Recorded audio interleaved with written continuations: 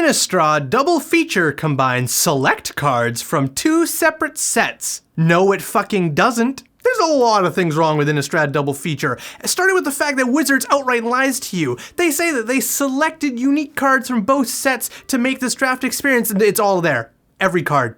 All cards from both sets are just thrown together, grayscaled into these packs, including the doubles. You can pull 2 of the exact same cards in one pack, with the only difference being the set icon. Combine select cards from 2 separate sets, my ass. So there's Wizards of the Coast just outright lying to its customers. And then there's the fact that they call it a unique draft experience. Oh, it sure as fuck is. When you draft a set of Magic, you typically know what that set is good at. Like, for example, Kaldheim has a lot of snow lands, so you can build something around snow. Innistrad typically has vampires and werewolves and spirits and oozes and what have you, a lot of those cool horror themes, and you can build around that. Now, there are certain instances where you'll have what is called a chaos draft, where you could just grab a bunch of different packs from a bunch of different sets and draft that. It's interesting, I'll give it that, but there's a reason it's not sold this way. It's typically not the best draft experience for a lot of people. And honestly, Innistrad Double Feature draft is very close to just being a chaos draft. Except there's no chaos because it's only 2 sets, and those 2 sets do not mesh well with each other. Aside from both of these sets being in the Innistrad world, that's about all the similarities they share. Midnight Hunt, of course, had its unique day-night cycle, and a lot of emphasis put onto werewolves. Sure, there's a bit of vampires and spirits and oozes and what have you there, but its primary focus was the day-night cycle and werewolves. And then Crimson Vow comes out, and it's very heavily about vampires, and they introduce blood tokens, which a lot of cards in Crimson Vow revolve around and use. And these on their own are fantastic ways to draft these sets, because you at least know that when you draft Midnight Hunt and you get some werewolves, you can start building a werewolf deck around that day-night cycle that is in Midnight Hunt. Or if you draft Crimson Vow and you get a bunch of cool vampires that revolve around those blood tokens. Every pack you open will have to do with something around blood tokens and vampires,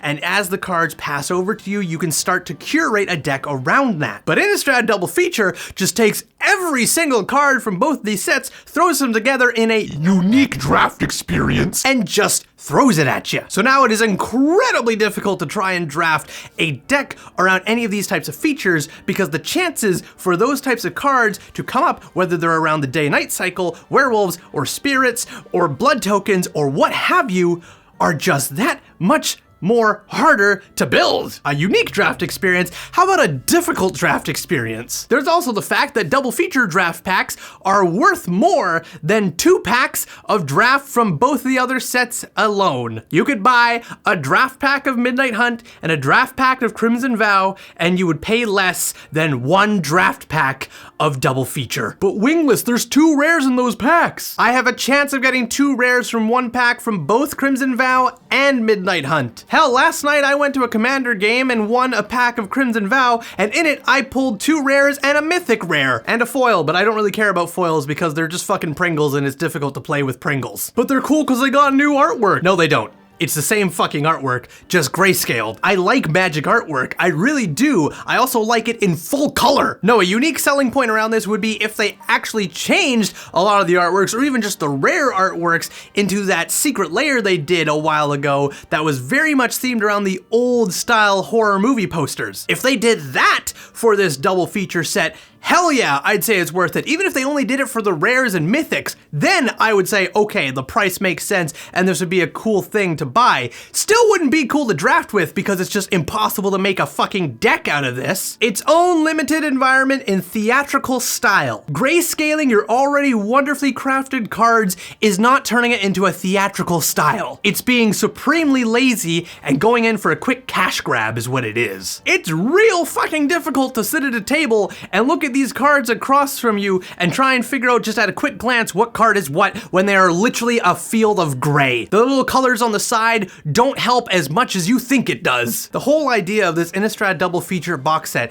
just screams cash grab. The booster packs themselves are overpriced for what they offer. The drafting experience is garbage. Wizards flat out lied to its customers about what this drafting experience would be like. And to call it a theatrical style is just a fucking abysmal excuse for grayscaling your already wonderful artworks. And then throwing the entirety of both sets into it and saying that select cards are in here when you can literally pull doubles of commons and uncommons from both fucking sets is just plain ass stupid. Wait for Kamigawa. I wasn't initially excited about Kamigawa. It's not the kind of set that I get excited for. Actually, the entire year of upcoming sets is not really my jam. What I'm excited for is the 40k Commander set. That, oh, you fucking know I'm excited for that. But skip this set entirely. Double Feature is not worth the price that it costs. It is not worth your time. It's not worth your energy. I love draft. Draft is fun. This is awful. Do not draft this set. Do not pay for this set. It's not